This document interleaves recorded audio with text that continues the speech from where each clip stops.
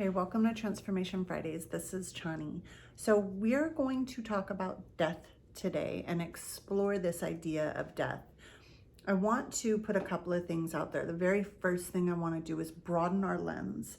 And typically, when we're thinking about death, we're thinking about the death of a person or an animal and a physical being that we can identify as being alive, and we're thinking about death in that context. And so what I want to do is broaden the lens, and I want to broaden the scope. So we're looking at death through the lens of identity, versions of yourself, the death of ideas and beliefs, the death of behaviors and habits, the death of relationships, the death of careers, the death of location, the death of relationship to God, right? One version to another, the death of biological structure at a cellular level.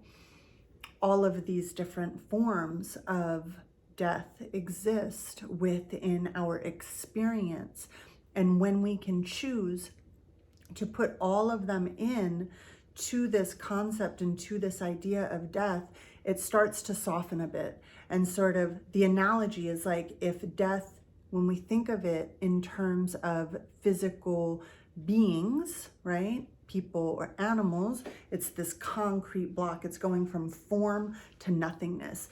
And understanding that transition, how can you go from being concrete to being nothing, is a big jump. And this is why I think it's very jarring many times for people to say, wait, I was relating to this thing that was here and now it's not here. How do I make that shift?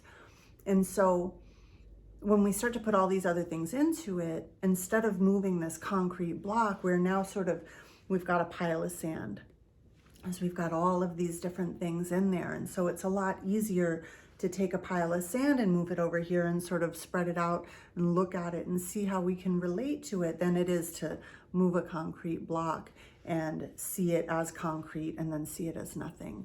So that's the analogy. And this is why I want to really just start there. If we can broaden our lens, if we can expand our awareness to include all of these different ideas within the concept of death, we can start to soften the experience a bit.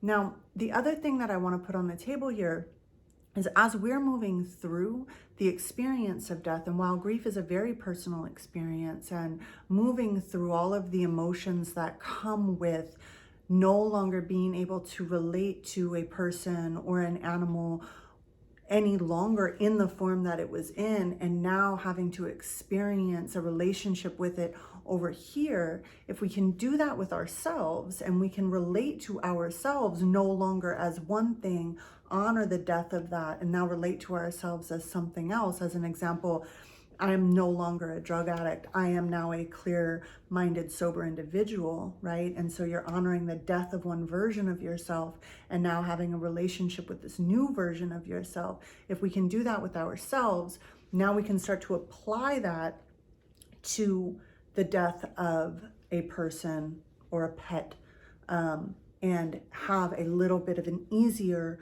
sort of transition with that.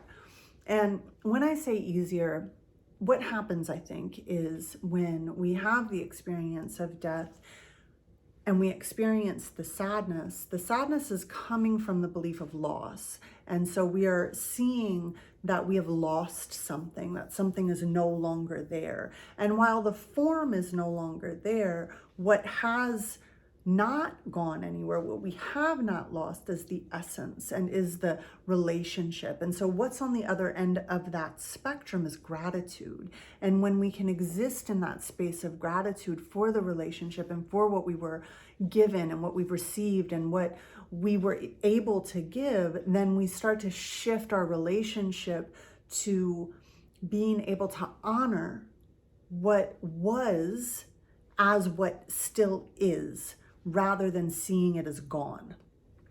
And so this is where the idea of time being an illusion can also really come into play, because just because somebody is not here now, if they're in our experience, then the eternal nature can be felt and can be held. And so the other piece of this that I want to offer is that we choose to come in, we choose to come into this realm, and we in that know that we are also choosing death.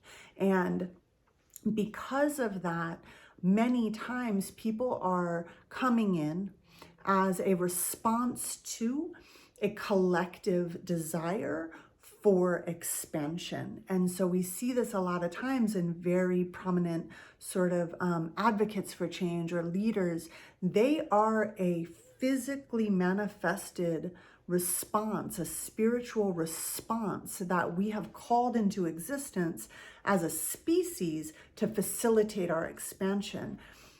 And so the birth and the death are no different in that regard. And so because we know when we're coming into this realm that we are choosing death inevitably because it is the only way out, right?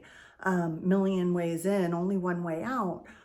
We know that that experience of death is also going to facilitate and also going to catalyze the expansion of human consciousness and the human species.